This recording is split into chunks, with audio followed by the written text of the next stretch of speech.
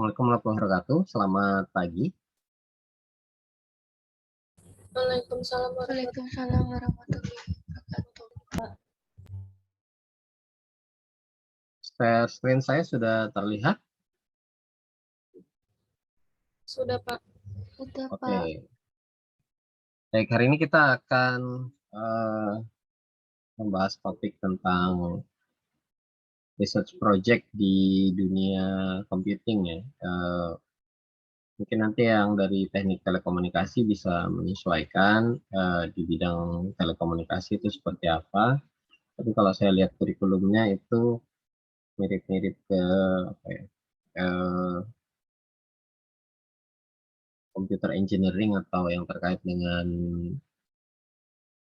sedikit elektro ya, saya lihat ada beberapa. Jadi nanti tolong yang dari teknik telekomunikasi bisa cek kembali di kurikulumnya, kemudian juga acuan dari induk organisasinya itu kemana. Mungkin di IEEE ada kurikulumnya, nanti bisa teman-teman lihat seperti apa kurikulum untuk teknik telekomunikasi.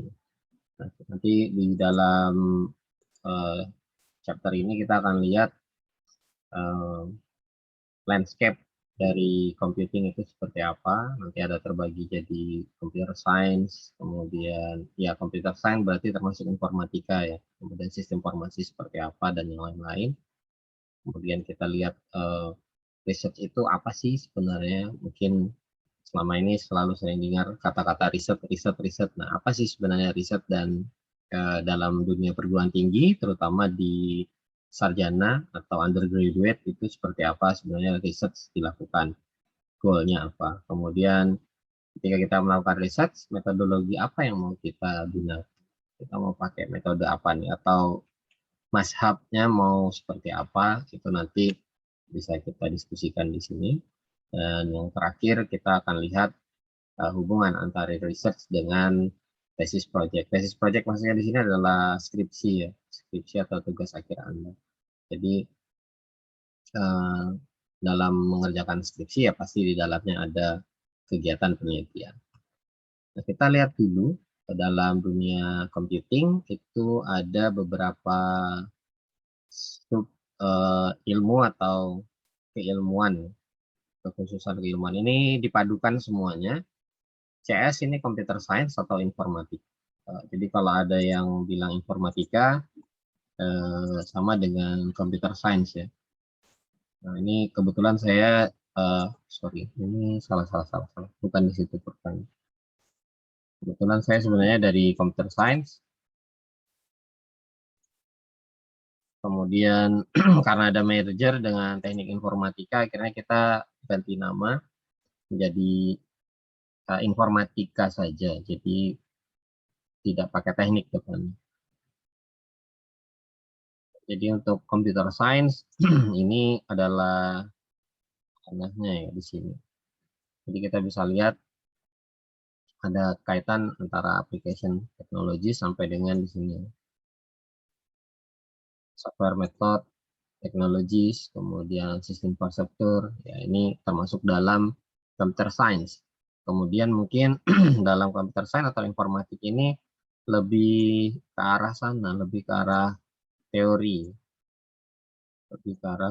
Jadi membuktikan algoritma atau menerapkan algoritma ke studi kasus yang baru, atau mungkin mentuning algoritma yang ada, atau menerapkan teori-teori yang baru. Ini landscape di computer science.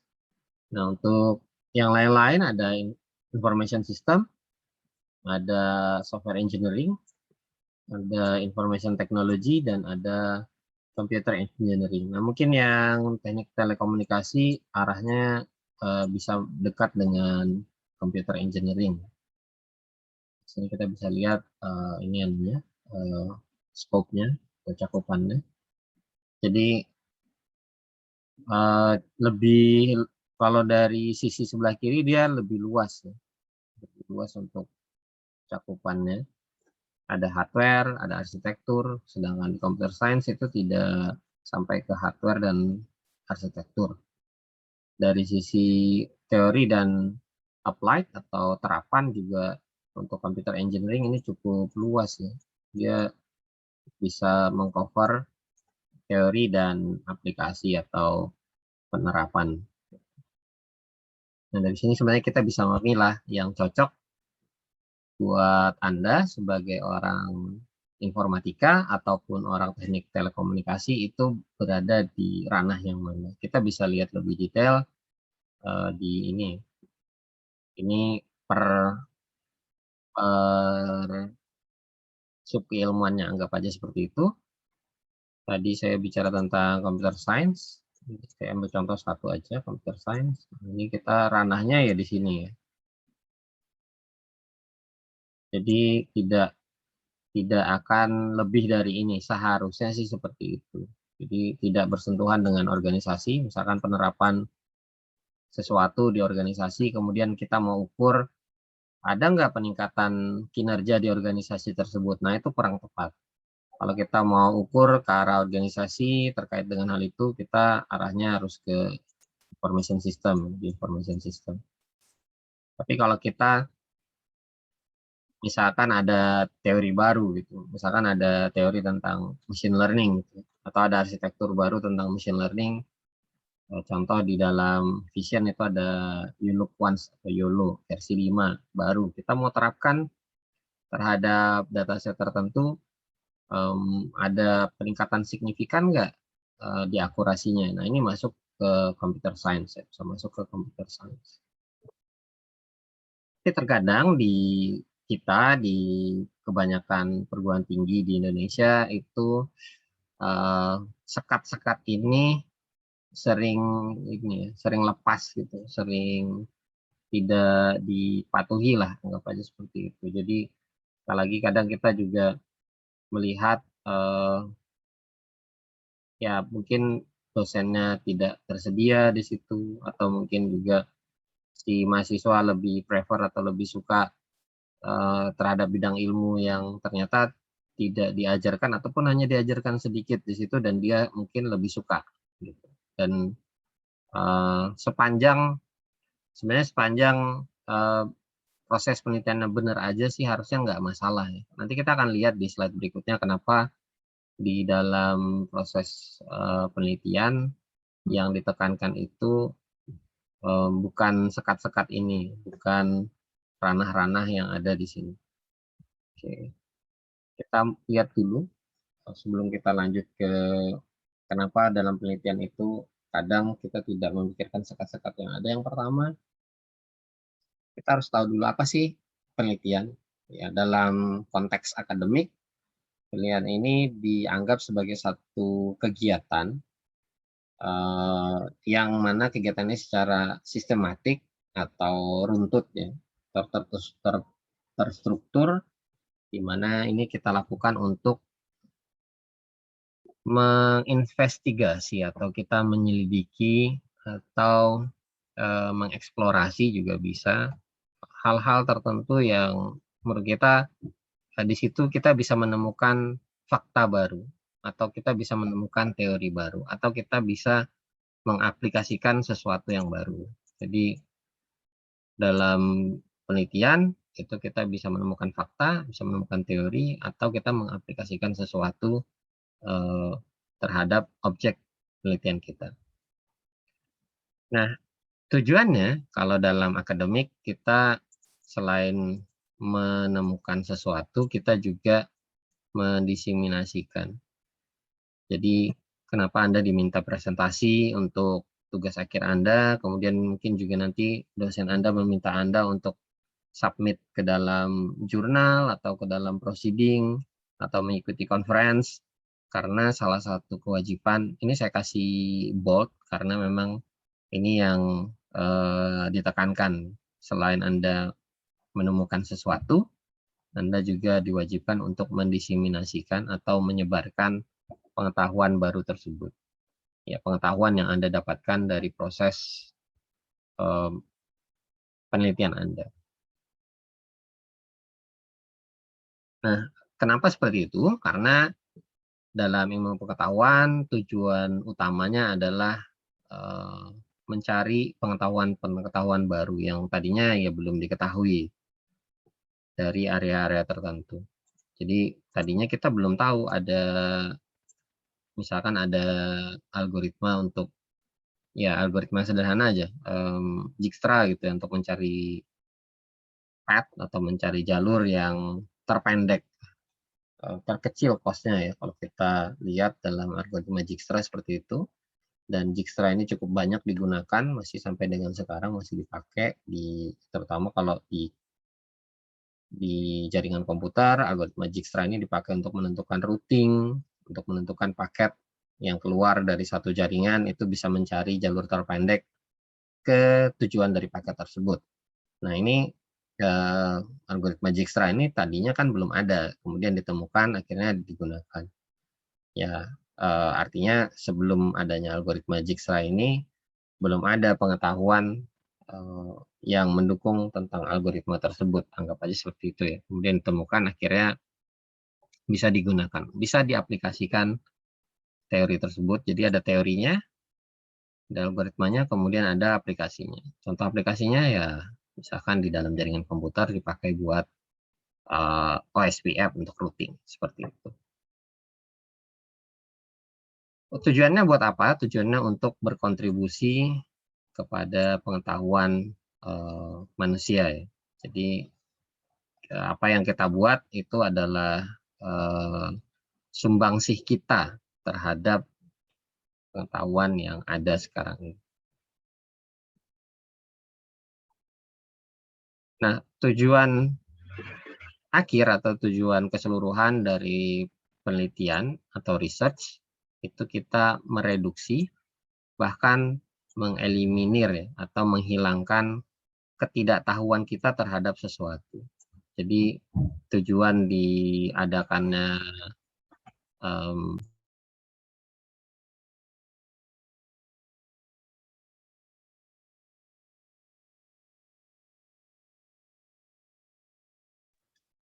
jadi tujuan diadakannya penelitian itu kita bisa, istilahnya ini sederhananya ini ya, membuat orang yang tadinya bodoh atau tidak tahu apa-apa menjadi tahu.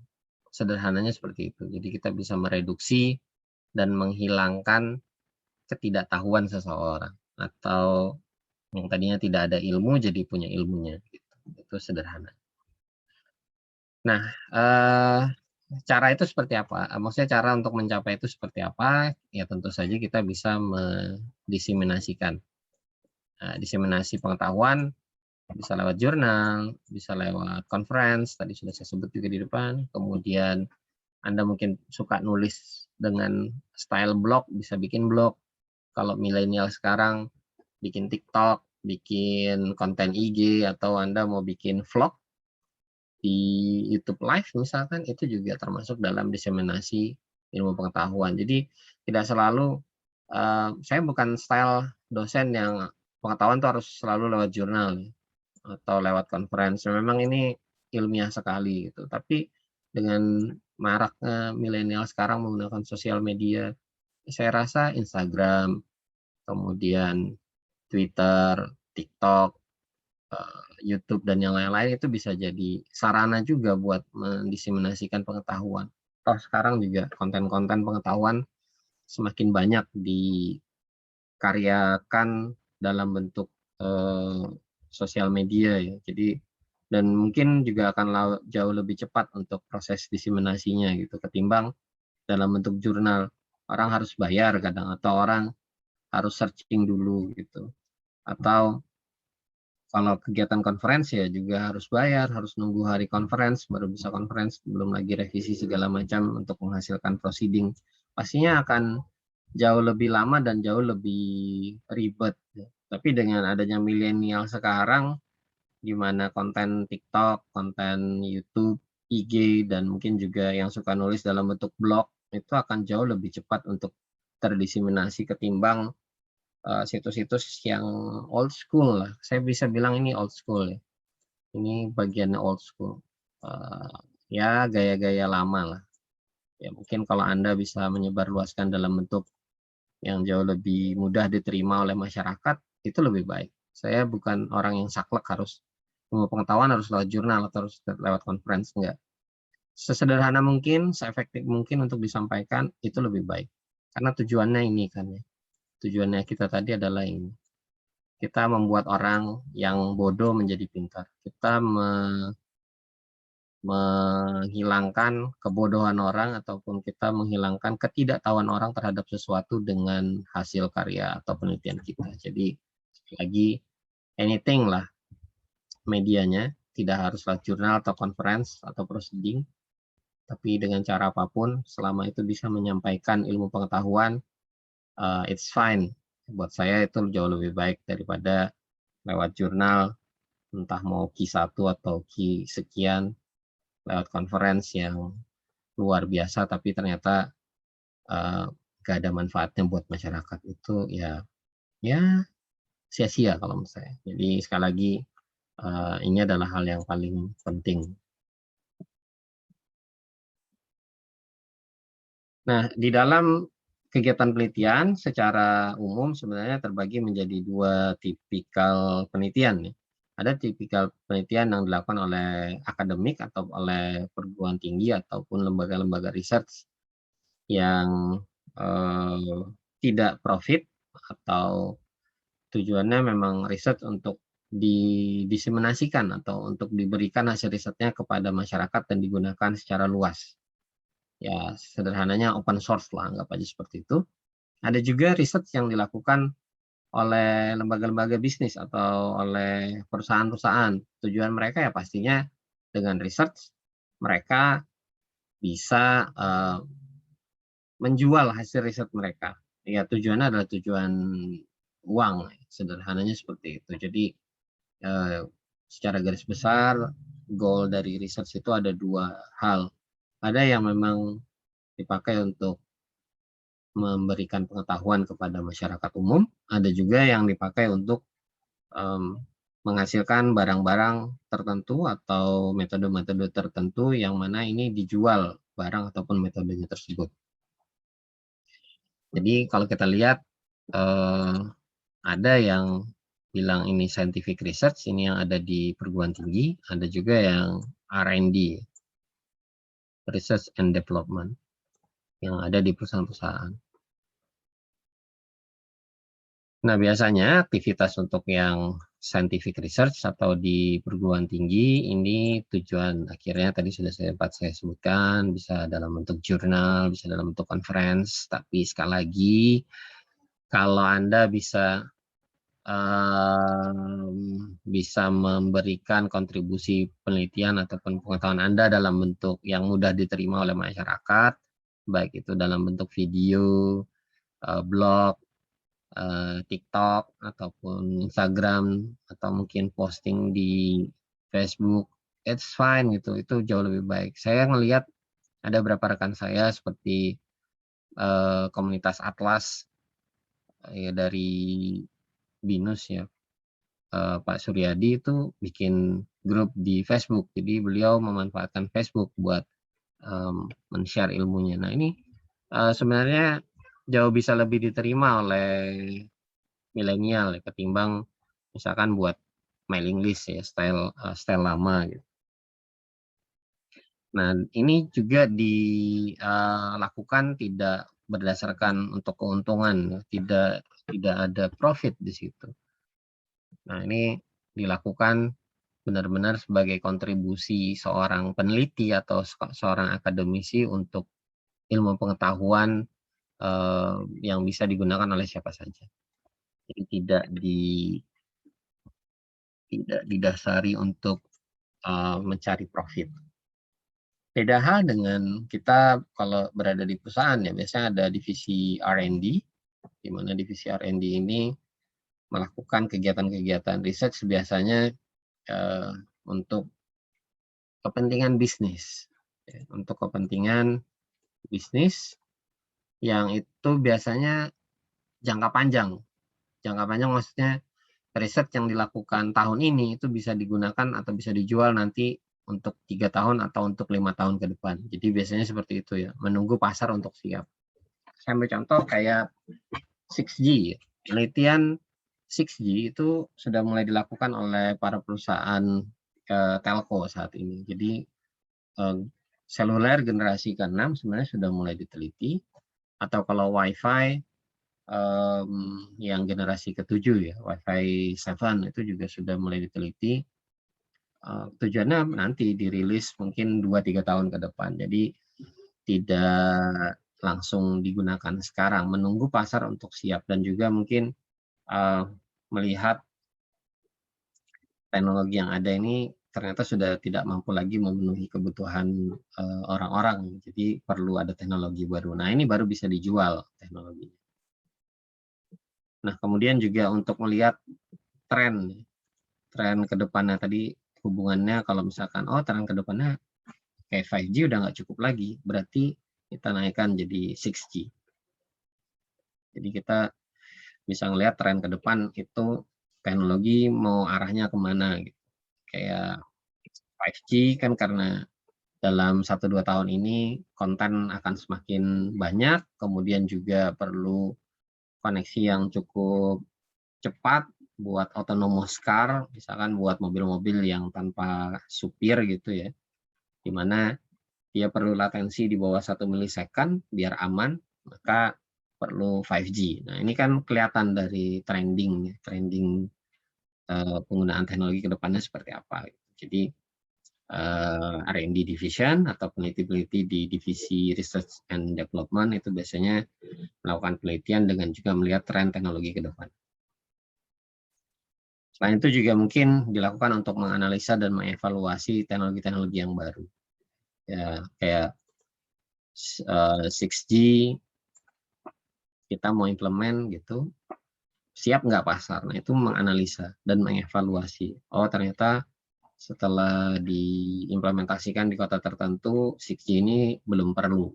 Nah, itu hasil analisa dan evaluasi terhadap teknologi yang baru. Ini tadi sama ya, adopsi teknologi. Tadi juga sudah saya sebutkan berkali-kali tentang adopsi teknologi. Mungkin nggak teknologi 6G ini diadopsi misalkan di IKN, di Ibu Kota Negara Indonesia yang baru. Itu kemungkinan bisa jadi baik, bisa jadi juga nggak perlu ternyata. Itu loh kantor pemerintahan di situ. Kantor pemerintahan itu harusnya tidak perlu konten yang cukup besar atau konten yang cukup cepat. Dan bisa jadi juga di situ kan tidak ada instalasi vital ya, kayak mungkin militer gitu ya. Jadi ya mungkin teknologinya adalah teknologi yang sudah proven, yang sudah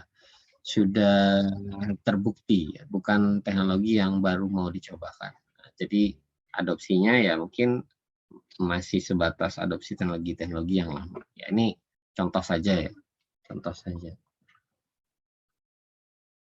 Nah, bisa juga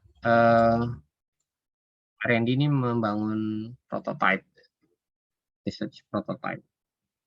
Biasanya memang awal-awal kalau di R&D mereka bikin prototype dulu, nanti seiring dengan waktu, dalam jangka waktu mungkin 2-3 tahun, mereka akan kembangkan prototipenya menjadi produk matang yang siap untuk di pasar. Kadang-kadang, dan kadang-kadang, seringnya seperti itu. Jadi seringnya yang terjadi seperti itu.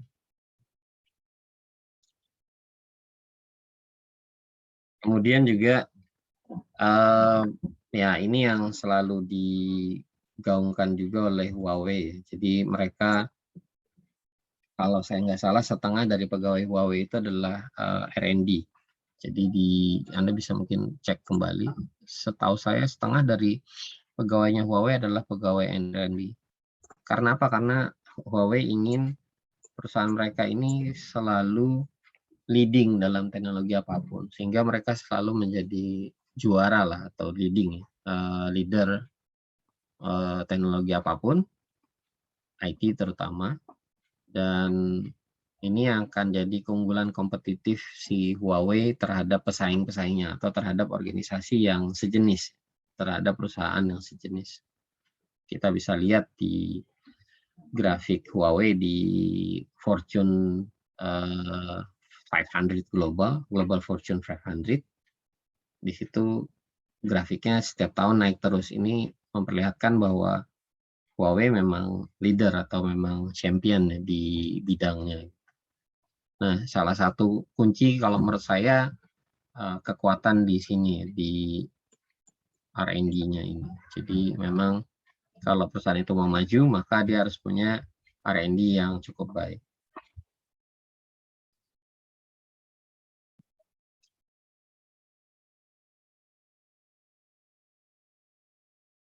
Nah, kita kembali ke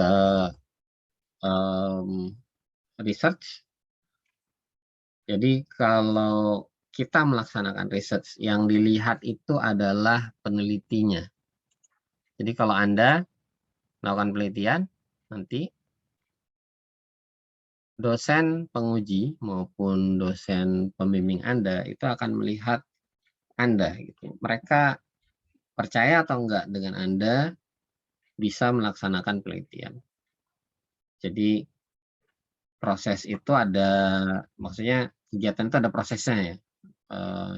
Mulai dari Anda bisa menjelaskan permasalahan yang ada atau latar belakang masalah yang ada, kemudian mungkin beberapa hal yang terkait dengan latar belakang tersebut juga pernah terjadi atau mirip terjadi dengan di beberapa tempat yang lain, menandakan Anda sudah melakukan pra-riset, anggap aja seperti itu.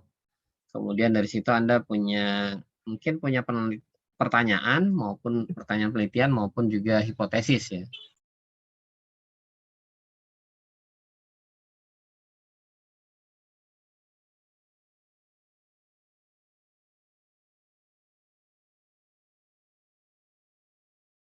Jadi dari situ Anda bisa punya hipotesis atau penelitian dan juga Anda bisa punya metode yang bisa menyelesaikan masalah yang Anda angkat dalam latar belakang penelitian tersebut. Ya, jadi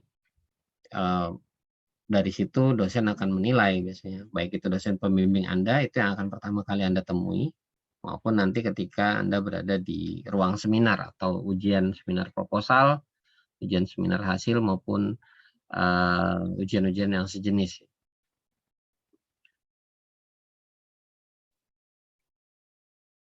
Nah, kepercayaan dari seorang peneliti itu dinilai dari bagaimana risetnya itu dilaksanakan dan juga fenomena yang dipelajari ya. Jadi bukan hanya bisa menyelesaikan masalah tapi juga prosesnya. Jadi sekali lagi yang dihargai itu proses, nggak tiba-tiba oh langsung ada hasilnya gitu, enggak, tapi juga proses pasti akan ditanyakan nanti. Kalau Anda seminar proposal pasti Anda akan ditanyakan proses, seminar hasil juga seperti itu pasti akan ditanyakan proses. Jadi bukan hanya apa yang akan Anda pelajari dan yang muncul fakta, fenomena maupun teori baru yang muncul dari hasil penelitian Anda. Jadi penting juga untuk memperhatikan proses penelitian.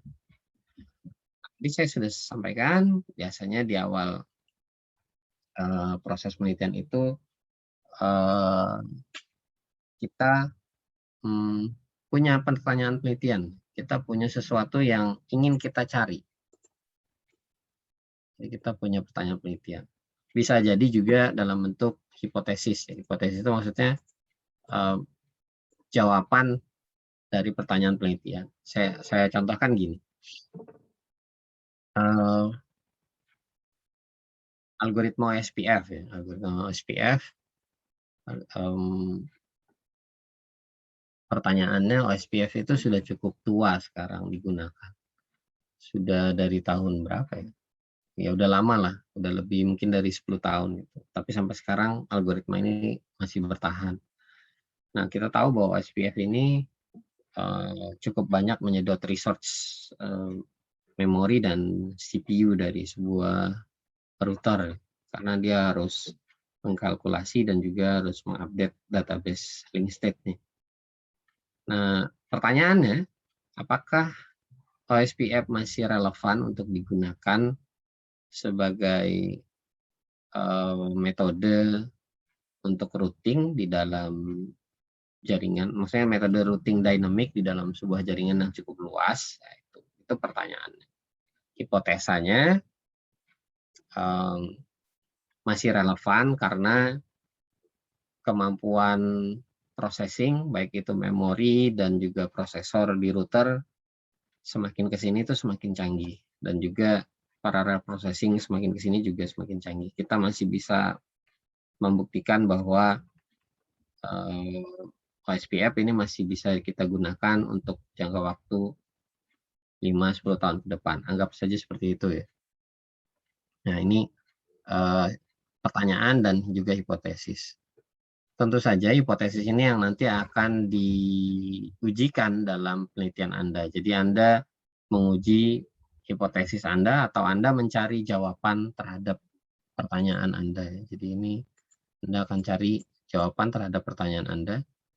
Yang ini nanti akan Anda simpulkan. Jadi nanti akan ada kesimpulan akhir bahwa jawaban Anda benar atau salah itu tetap kesimpulan. Jadi tidak selalu hipotesis itu bernilai positif, tapi juga bisa bernilai negatif. Jadi jangan khawatir hipotesis itu ditolak ya. Ada juga yang ditolak diterima, ada yang pakai istilah seperti itu. Jadi apapun hasilnya itu adalah hasil penelitian. Jadi nggak ada masalah mau hasilnya negatif, positif, atau ditolak, diterima, itu adalah hasilnya. Jangan merekayasa hasil ya, jangan merekayasa hasil atau merekayasa data biar hasilnya sesuai dengan keinginan Anda. Itu sudah salah besar dalam penelitian.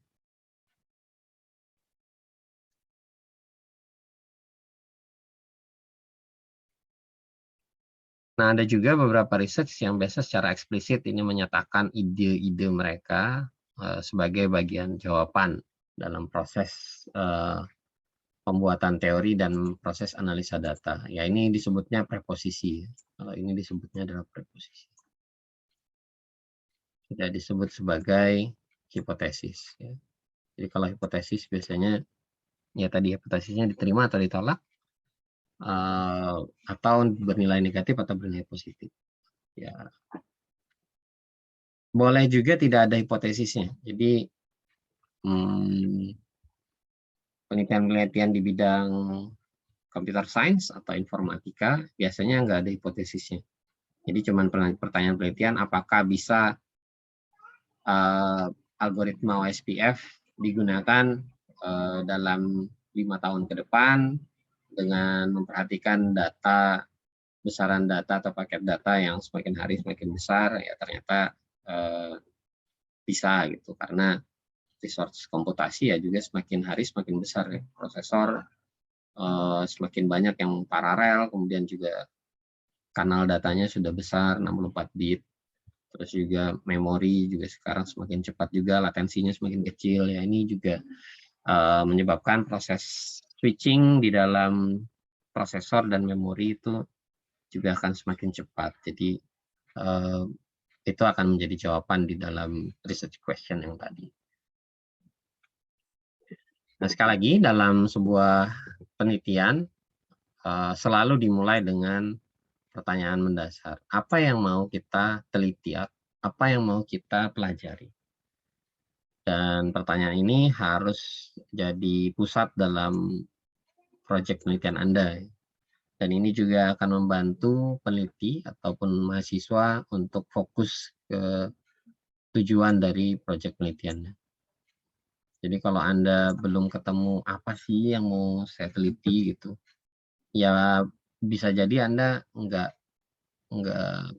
akan fokus gitu. Bisa jadi akan melebar kemana-mana. Bisa jadi bahkan gagal ya. Jadi sekali lagi buat Anda yang nanti akan melakukan penelitian, ya pasti akan melakukan penelitian untuk skripsi Anda.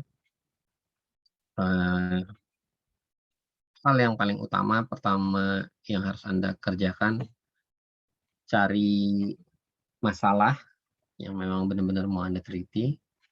Kemudian Anda bisa mencari solusi-solusi dari model-model yang sejenis ya. Dengan banyak baca jurnal, dengan banyak baca proceeding, nanti Anda akan ketemu, oh saya bisa menyelesaikan masalah ini dengan metode A, B, C, D gitu. Atau mungkin bahkan ternyata sudah diselesaikan dengan penelitian oleh orang lain. Nah, kalau gitu Anda bisa ganti cari topik yang lain.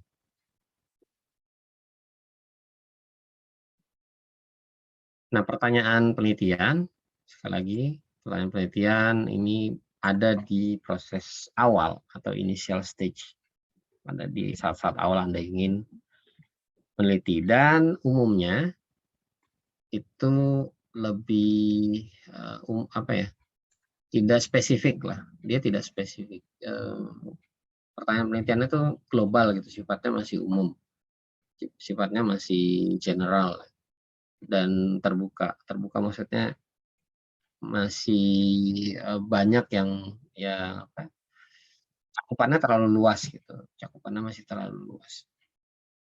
Nah, itu hal yang wajar, sekali lagi itu adalah hal yang wajar, sepanjang nanti Anda mengerjakan tugas akhir ataupun skripsi, lama-lama itu akan semakin mengerucut ya, lama-lama akan semakin mengerucut. Semakin mengerucut, semakin detail, dan juga akan semakin tajam apa yang Anda angkat dalam topik penelitian Anda. Kalau Anda sudah 2 bulan atau 3 bulan melakukan penelitian atau mengerjakan skripsi, terus Anda masih bingung, ya berarti mungkin ada yang salah dengan proses awalnya. Jadi sekali lagi, kalau misalkan Anda sudah 2 bulan, 3 bulan, kok masih ngambang ya, kok masih ragu-ragu ya saya. Nah, itu berarti maybe ada yang kurang dari latar belakang yang Anda baca, ataupun ya latar belakang yang Anda ambil, ataupun juga jurnal-jurnal yang Anda baca atau dijadikan bahan sebagai referensi, termasuk buku ya, bukan hanya jurnal, buku dan yang lain-lain. Kalau sudah seperti itu, cepat-cepat ketemu dosen pembimbingnya. Sekali lagi, dosen pembimbing itu tugasnya adalah membimbing Anda. Anda buntu, temui dosen pembimbing Anda. Anda punya sesuatu yang baru, Anda temui dosen pembimbing Anda. Anda lagi galau, temuin dosen pembimbing Anda. Maksudnya ini galau dengan skripsi ya, dengan tugas akhir. Jadi jangan Anda mentok gitu, kemudian diem aja gitu. Mentok, ngerjain, nggak ada ide, ataupun kalau ada yang coding, ada yang bikin aplikasi, nggak tahu kelanjutannya mau diapakan, bingung menerjemahkan mungkin dari flowchart ke aplikasi, segera temui dosen pembimbing Anda. Jangan apa ya, jangan berpikiran bahwa ketemu dosen pembimbing itu kalau cuma ada progres, kalau cuma ada kemajuan. Anda mentok nggak ada kemajuan, atau mungkin Anda merasa minus, berkurang kemajuannya, temuin pembimbing. Sekali lagi, jangan hanya menemui pembimbing kalau ada progres, kalau ada sesuatu yang bisa disampaikan. Kalau Anda buntu, nggak ada sesuatu yang bisa disampaikan, Anda juga bisa datang ke dosen pembimbing. Dosen pembimbing yang baik pasti akan menerima Anda apa adanya. Anda buntu, dia pasti bisa cari jalan keluarnya. Anda mentok, Anda gagal coding, beliau pasti tahu gimana caranya mendorong Anda untuk mencari solusi dari masalah-masalah Anda dalam skripsi. Oke, kita lihat sekarang dalam metodologi penelitian atau research method atau metode research ya. Ada sebenarnya dalam garis besarnya ada 2, nanti kita akan lihat di slide berikutnya ya. Nah, kita lihat dulu metode dalam research ini bisa berupa ini prosedur atau teknik atau serangkaian proses yang bisa kita gunakan dalam melakukan penelitian. Jadi kalau kita melakukan research itu pasti kita punya metode tertentu, dan tidak ada metode yang bisa dikatakan satu metode bisa untuk berbagai macam masalah. Jadi metode ini sesuai dengan masalahnya atau konteksnya. Atau mungkin kita bahkan bisa menemukan metode penelitian yang baru untuk masalah yang baru. Contoh kayak COVID ya. COVID ini kan baru. Bisa jadi penelitian-penelitian yang ada yang pernah terjadi sebelumnya tentang penelitian epidemiologi itu tidak berlaku untuk COVID. Bayangkan saja dalam satu rumah gitu, misalkan ada 5 orang yang kena COVID, gejalanya beda-beda. Ada yang kena COVID dengan diare, ada yang kena COVID itu cuman hidung saja yang tidak bisa mencium dan lidah yang mungkin nggak bisa mengecap apapun. Ada juga yang sampai kena sesak nafas, ada juga yang lengkap semua, sesak nafas, diare, kena ruam-ruam gitu. Nah, dari sini kan kita bisa lihat ternyata kalau kita menggunakan metode yang lama mungkin nggak cocok gitu ya, mungkin nggak akan masuk gitu. Karena si COVID ini adalah benar-benar baru di zaman ini gitu, dalam 2 tahun belakangan pandemi ini. Kita mungkin bisa menemukan metode baru dalam penelitian-penelitian COVID. Walaupun dasarnya dari penelitian yang sudah pernah ada gitu. Nggak ada masalah ya. Ya sama seperti Genose, Genos alat deteksi untuk pasien yang suspek COVID atau tidak. Genos itu kan sebenarnya cara baru ya untuk mendeteksi orang kena COVID atau enggak. Selama ini kan di kedokteran selalu menggunakan rapid test antigen atau PCR karena memang itu sampling dari virusnya yang diambil kemudian dicocokkan. Nah, dengan Genos yang dilihat bukan sampling dari virus tapi pattern ataupun pola yang muncul pada sensor, yang muncul pada HEPA filter. Apakah polanya itu pola orang kena COVID atau enggak gitu. Jadi yang dilihat seperti itu patternnya. Nah, pattern ini kan bisa dibaca dengan menggunakan AI atau dengan menggunakan machine learning. Memang itu hasilnya tebakan, ya sama sih sebenarnya. PCR, antigen itu juga sebenarnya tebakan saja, tidak ada yang berani mengatakan itu akurat 100%. Sekali lagi, keakuratan 100% kalau saya itu selalu punya rumus hanya milik Tuhan belaka. Hanya Tuhan yang bisa memiliki akurasi 100%. Kalau manusia ya untung-untung saja dapat 100%. Ya jadi sama semua, mau tes pakai Genos, mau tes pakai swab antigen atau pakai PCR, semua punya akurasi yang beda-beda dan belum ada yang sampai 100%. Ya ini kan hal yang baru sekali lagi, tidak ada penyakit ini sebelumnya muncul. Ya ini kita bisa menemukan something new dalam metodologi riset. Jadi tidak selalu metode yang lama yang kita bisa gunakan. Tapi pada umumnya dalam sebuah proyek riset ini ada beberapa kegiatan yang dilakukan. Mengcollecting data, kemudian memformulasikan hipotesis atau tadi ada pertanyaan penelitian, kemudian juga proposisi. Jadi bisa ada hipotesis, ada bisa proposisinya dan juga ada pertanyaan penelitiannya. Kemudian menguji coba hipotesis atau uji hipotesis, atau kalau misalkan di dalam IT kita mau bikin something, kalau programming bikin program atau aplikasi, nanti aplikasinya diuji cobakan terhadap data tertentu. Atau kalau di AI kita mau coba vision gitu, dengan dataset tertentu kita bisa buat model, kemudian modelnya diuji cobakan terhadap dataset. Kalau akurasinya sudah bagus, kita bisa uji cobakan dengan data yang baru, data yang kita ambil dari luar, tidak pakai dataset lagi. Nah, dari situ kita bisa punya kesimpulan berapa tingkat akurasinya. Ya, ini testing ya, termasuk dalam testing hipotesis.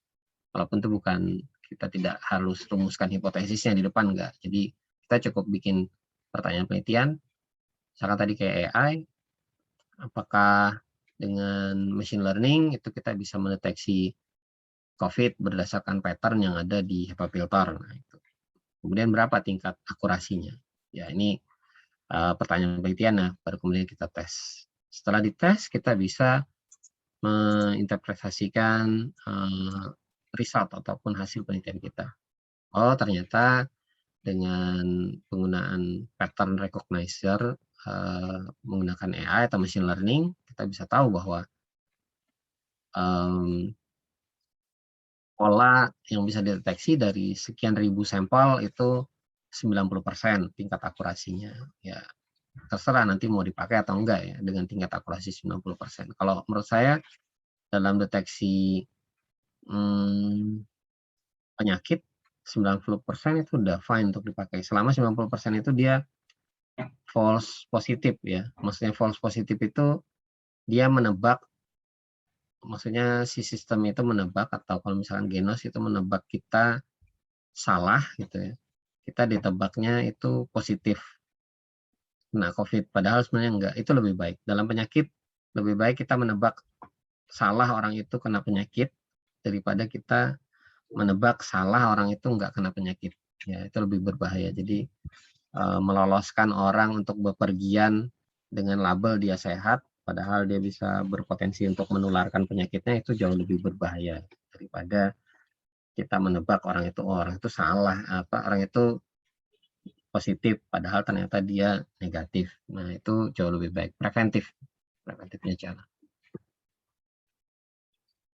Nah, kemudian kita bisa simpulkan nanti dari hasil pengujian kita, seperti tadi, apakah kita mau gunakan hasil penelitian kita untuk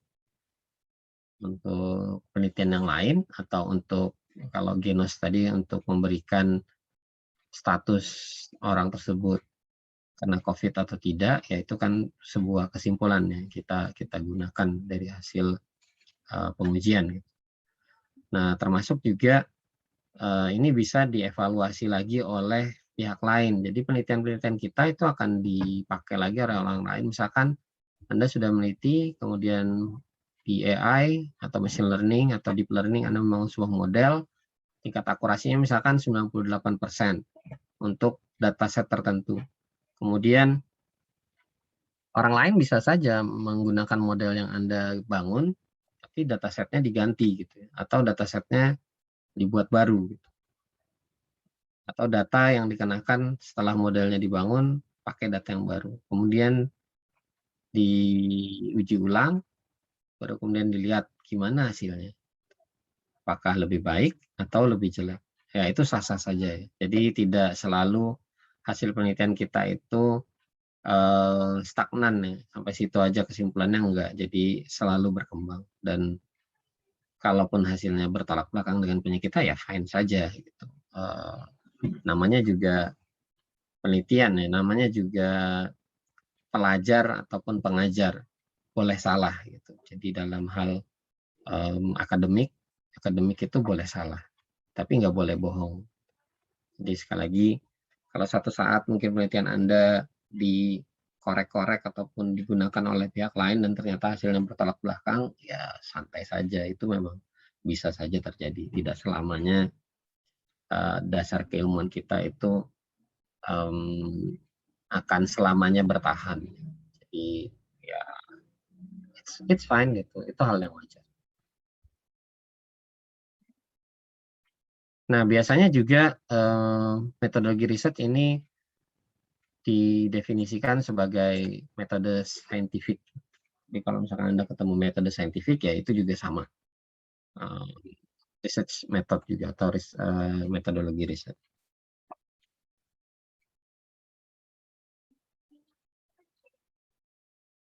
Nah, yang paling penting dalam metode riset yang tadi sudah juga saya sampaikan di depan adalah cara ataupun tata laksana maupun tahapan yang dilakukan dalam penelitian. Jadi sekali lagi yang dinilai itu adalah cara ataupun tahapan-tahapan yang Anda lakukan dalam penelitian. Kalau salah, biasanya juga hasilnya akan salah ya.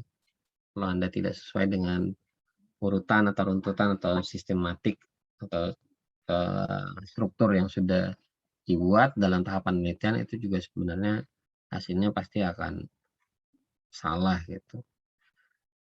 Nah, di sini juga ditekankan bahwa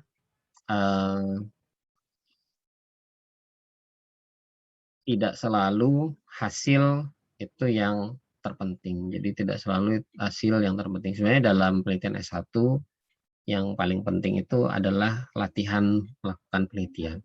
Jadi dalam undergraduate level atau sarjana gitu, Anda tidak diminta untuk menghasilkan sesuatu yang benar-benar baru ya. atau novelty-nya itu benar-benar baru. Jadi sekali lagi, kalau saya sering diskusi dengan teman-teman dosen orang Indonesia juga di luar negeri, ada beberapa teman saya, mereka selalu bilang penelitian di Indonesia itu kadang kebablasan. Maksudnya dosennya minta Anda untuk menghasilkan benar-benar hal yang baru. Padahal dibilang kalau untuk penelitian S1 itu cukup melatih si mahasiswa untuk meneliti sebenarnya, untuk menulis yang baik, untuk melakukan proses penelitian dengan benar gitu. Karena nanti biasanya kalau hasil proses penelitiannya benar, hasilnya juga benar. Baru nanti di S2 itu digas ya. Di S3 baru digas benar-benar menghasilkan novelty. Nah, ini kadang sering terbalik ya. Penelitian di S1 itu kadang lebih susah daripada penelitian di S2. Saya sering ketemu anak S2 malah diajari oleh anak S1. Itu juga yang terjadi dengan diri saya dulu ya. Saya diminta oleh dosen saya buat ngajarin anak-anak S2. Ya karena di S1 kita dituntut untuk menghasilkan novelty, sesuatu yang baru. Padahal enggak. Ternyata S1 itu cukup tahu tahapan penelitian, melaksanakan tahapan penelitian dengan baik, menulis dengan baik, sudah itu cukup. Itu hasilnya mungkin novelty-nya kurang gitu, atau mungkin cuma mengimplementasikan algoritma yang sudah ada terhadap data yang baru. Sudah itu saja, itu sudah cukup. Tidak perlu yang wow. Jadi sekali lagi yang ditekankan di sini adalah langkah-langkah ataupun cara dalam Anda melakukan penelitian. Nah, di sini nanti mahasiswa itu biasanya akan memilih tools ataupun metode apa yang mau digunakan dalam melakukan penelitian atau dalam mencari jawaban atas pertanyaan yang diajukan dalam research question-nya gitu. Jadi Anda mau pakai tools apa, Anda mau pakai metode, ada lagi nanti ya metode spesifiknya gitu ya. Ya ini akan dilakukan oleh si mahasiswa nantinya untuk menyelesaikan atau untuk menjawab pertanyaan penelitiannya atau hipotesis ataupun propositionnya.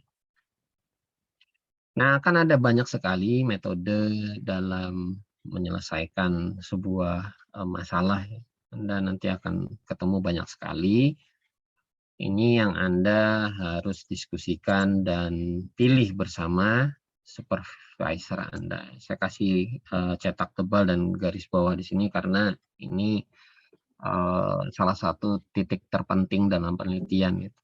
Salah memilih metode dalam menyelesaikan suatu masalah bisa berakibat fatal di akhir dari penelitian Anda. Termasuk salah melakukan pengujian. Gitu. Pernah saya ketemu mahasiswa, tapi bukan bimbingan saya penguji gitu. Ternyata si mahasiswa salah mengutip, bukan salah mengutip, salah mengambil metode pengujian sehingga berakibat salah di kesimpulan. Kalau salah di kesimpulan dan salah di metode pengujian berarti kan salah total sudah penelitiannya. Dan itu bisa berujung untuk diulang. Jadi si mahasiswa harus mengulang, kemudian juga baru bisa memberikan kesimpulan dalam penelitian. Bayangkan kalau kejadian itu di diri Anda. Sudah capek-capek, 1 semester dikerjakan, ternyata Anda salah melakukan proses pengujian. Akhirnya berujung harus mengulang. Ya mungkin mengulang nggak akan lama ya, karena sudah setengah jalan kan proposal sudah mengulang ya mungkin bisa 1 bulan, 2 bulan, tapi kan dongkol gitu ya. Jadi sekali lagi ada banyak metode di sana, di luar sana. Mana yang mau Anda ambil, silahkan Anda, ini computing, sorry ini computing. Mana yang mau Anda ambil, silahkan Anda diskusikan dengan supervisor, yakni dosen pembimbing Anda. Jangan sampai Anda menentukan ini sendiri, gitu. Agar nanti ya skripsi Anda hasilnya ya benar-benar bisa dipertanggungjawabkan. Nah, secara garis besar biasanya ada kualitatif dan kuantitatif ya. Kalau kuantitatif ini banyak diadopsi di natural science atau seperti kita, informatika, computer science, teknik telekomunikasi ini masuk dalam rumpun natural science di mana banyak hukum-hukum fisika ataupun formula-formula matematis di dalamnya, ada perhitungan-perhitungan. Intinya kalau kuantitatif sesuatu yang bisa di-quantify, ada angkanya 1, 2, 3, sekian-sekian. Atau kalau misalkan tadi saya bicara tentang akurasi, ada akurasinya 90%, 98%, nah itu kuantitatif. Jadi kalau misalkan kita melakukan penelitian dalam bidang eksakta ya istilahnya, ada eksakta dan non-eksakta kalau di perguruan tinggi, tapi saya sih nggak terlalu setuju dengan istilah eksakta, non-eksakta ya. Mungkin lebih cocok natural science ya, anggap saja seperti itu.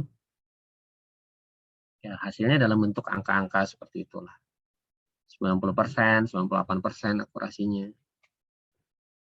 Nah, ada juga yang kualitatif method.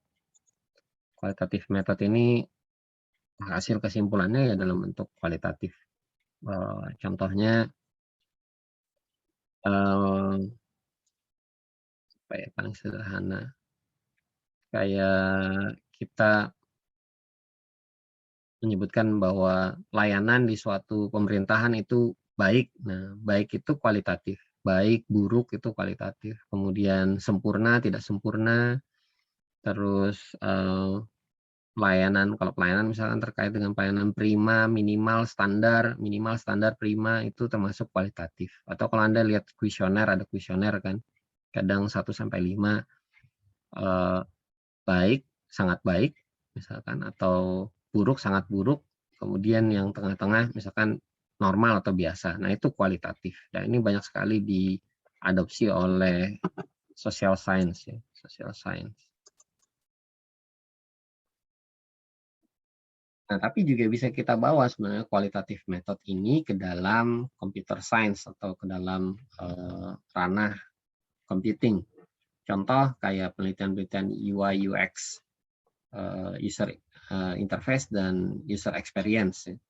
Pengalaman user itu kan kita menilai orang itu, perasaan orang atau feelingnya orang terhadap interface yang misalkan kita buat untuk aplikasi atau untuk main game. Dia merasa user friendly atau enggak, dia merasa mudah enggak untuk menggunakan. Nah, ini mudah, sulit, moderate, ya biasa aja, itu kan juga kualitatif. Jadi tidak selalu kuantitatif dan kualitatif ini terbagi menjadi social science dan natural science. Ya. Jadi dua-duanya bisa kita pakai sebenarnya dalam metode kita di ranah teknologi, di ranah IT.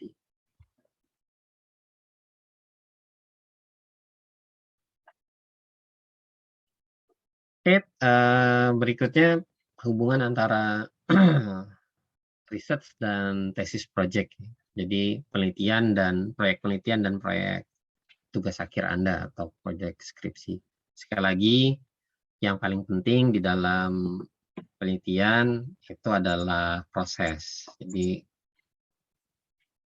di sini disampaikan yang paling penting adalah proses. Kalau Anda melakukan prosesnya sudah dengan benar, insya Allah hasilnya juga nanti akan benar. Ya, ini yang akan selalu ditekankan dan tidak selalu, tadi sudah saya bilang, ini akan memberikan kontribusi yang signifikan terhadap ilmu pengetahuan. Tidak selalu Anda dituntut untuk memberikan novelty atau kebaruan. Ya, sekali lagi S1 atau undergraduate level, Anda cuma diminta untuk berlatih melakukan penelitian, berlatih meneliti yang baik, menulis yang baik, dan juga menghasilkan publikasi yang baik ya, maksudnya sesuai dengan standar penulisan di jurnal, di proceeding, dan juga di karya-karya ilmiah yang lain. Nah, harapannya nanti Anda bisa melakukan proyek penelitian yang lebih besar dan lebih mandiri, Ya, ini harapannya kalau Anda lanjut ke S2 atau di kantor yang ada R&D-nya atau di tempat kerja yang ada R&D-nya, nanti Anda bisa melakukan penelitian yang jauh lebih besar mungkin dari skalanya, dan juga mungkin dari sisi kompleksitas akan semakin kompleks gitu, dan juga lebih independen. Artinya Anda bisa dilepas tanpa supervisor, atau mungkin supervisornya sudah nggak banyak lagi harus campur tangan dalam penelitian Anda. Makanya di sini sederhananya kalau Anda melakukan penelitian di S1, ini ya yang saya kasih garis bawah. Proses, sekali lagi proses. A structured process. Jadi proses yang terstruktur, yang sistematik dalam menyelesaikan ya masalah, apapun lah masalahnya, yang Anda jadikan dalam latar belakang masalah yang Anda angkat di dalam proyek skripsi Anda. Dan ini biasanya nanti akan ada research question-nya, ada pertanyaan ilmiah atau pertanyaan riset yang Anda ajukan dalam proposal penelitian. Nah, itu yang akan dinilai oleh dosen penguji dan dosen pembimbing Anda di dalam seminar nantinya. Selama riset atau selama penelitian, Anda akan banyak berinteraksi dengan penguji dan pembimbing. Saya tidak tahu apakah di tempat Anda nanti boleh juga tanya ke penguji. Jadi sebenarnya penguji itu secara tidak langsung juga pembimbing yang memberikan, cuma memang mungkin di beberapa tempat penguji ini nggak mau sampai lebih detail membimbing Anda gitu. Biasanya nanti pengujinya akan bilang, coba tanya ke supervisornya, coba tanya ke pembimbingnya gitu. Biasanya seperti itu. Nah, sebenarnya penguji di sini bisa dikatakan sebagai quality control dan juga sebagai pengingat si supervisor ya. Mungkin pembimbing itu bimbingannya kan banyak gitu. Pekerjaannya juga banyak, apalagi kalau pembimbingnya pejabat ya, atau pembimbingnya itu selebriti ya. Sering kesana kemari ngisi seminar, ya bisa jadi pembimbingnya kelewatan atau mungkin juga tidak detail dalam melihat mereview skripsi Anda. Nah, ini yang diingatkan atau ini yang dikontrol oleh examiner atau oleh penguji. Jadi sekali lagi jangan menganggap penguji itu untuk menjatuhkan Anda, tapi penguji di sini untuk membantu si pembimbing agar kualitas skripsi Anda atau penelitian Anda itu memang baik. Dan kita tahu bahwa pembimbing dan penguji Anda pastinya orang-orang yang sudah terbiasa melakukan research, ya, sudah terlatih melakukan research. Nah, selain itu juga kadang warna atau style dari penelitian si mahasiswa ini juga biasanya akan terpengaruh atau banyak dipengaruhi oleh si pembimbingnya ya, dan juga pengujinya. Jadi ya itu hal yang wajar kalau menurut saya. Jadi mungkin kalau Anda pernah ketemu dosen dan dosennya si dosen tersebut bisa jadi kalau Anda baca publikasinya atau karakteristik orangnya bisa jadi mirip ya, karena memang ada pengaruh gitu. Bahkan mungkin pengaruhnya cukup besar sampai kalau misalkan yang tadinya dia belum jadi dosen, begitu dia jadi dosen dia akan nyari role model, dia akan nyari referensi siapa yang akan diadopsinya. Nah, ini akan terlihat nanti bisa jadi kalau suatu saat Anda ketemu dosennya dosen Anda akan ketemu kayaknya orang yang mirip gitu, orang yang sehari-hari pernah Anda hadapi. Ya. Baik itu si dosen maupun dosennya si dosennya, karena memang si mahasiswa itu bisa terpengaruh atau terinspirasi dari dosen-dosennya yang pernah dia ajak konsultasi ataupun pernah mengajar dia sebelumnya. Termasuk dalam penelitian ya, termasuk dalam penelitian. Nah, dalam proses penelitian bisa jadi nanti topik-topik yang Anda ambil itu terkait dengan memang sesuatu yang saintifik, atau bisa jadi ada di dunia industri. Jadi bisa jadi topik yang Anda ambil ternyata di dunia industri itu lagi ngetren ya. Fine, nggak ada masalah gitu. Tapi bisa jadi juga itu memang baru sebatas ada di dunia akademik. Tapi kalau di dalam dunia IT biasanya ini yang lebih sering. Ini yang lebih maju karena sekali lagi untuk dunia IT agak susah untuk dunia akademik berpacu dengan dunia industri. Biasanya dunia industri sudah jauh 10 tahun ke depan, kita baru yang dunia akademik baru ngejar, dan akhirnya penelitian kita kebanyakan penelitian terapannya, bukan penelitian yang benar-benar esensial. Tidak banyak penelitian yang esensial atau penelitian yang novelty-nya benar-benar baru ya di dunia IT. Karena hampir semua itu diborong oleh dunia industri karena modalnya memang besar. Sekali lagi terkait juga dengan keuangan ataupun modal yang harus kita sediakan dalam penelitian. Itulah kenapa untuk ngejar penelitian, misalkan kita mau penelitian 6G gitu, kita mau penelitian Wi-Fi 7, ya pasti kita perlu modal, kita perlu sumber daya alat untuk melakukan penelitian tersebut, dan itu hanya mungkin dipenuhi kalau kita punya uang yang banyak. Gitu. Lain hal dengan industri, mereka memang punya budget untuk ke sana karena itu sebagai tadi saya sudah sebutkan itu sebagai salah satu cara mereka bersaing ya dengan pesaing-pesaing mereka atau industri yang sejenis. Nah,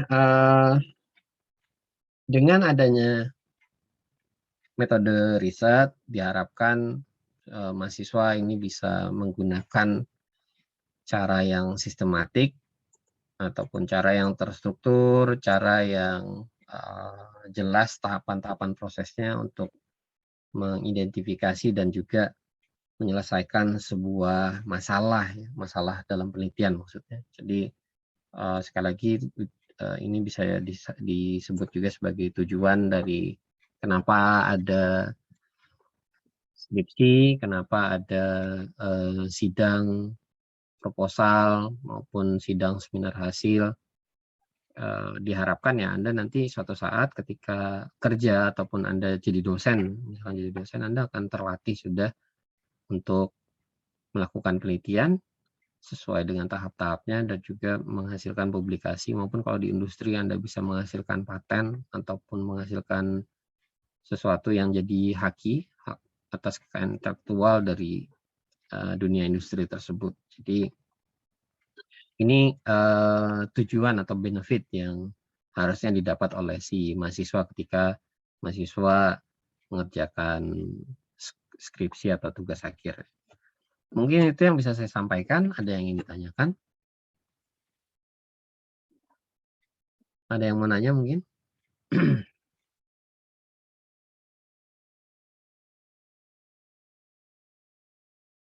Tidak ada? Oke. Ada, Pak. Baik, kalau tidak ada untuk pertemuan hari ini saya anggap cukup. Terima kasih atas perhatian dan kerjasamanya. Assalamualaikum warahmatullahi wabarakatuh. Selamat pagi. Waalaikumsalam warahmatullahi wabarakatuh.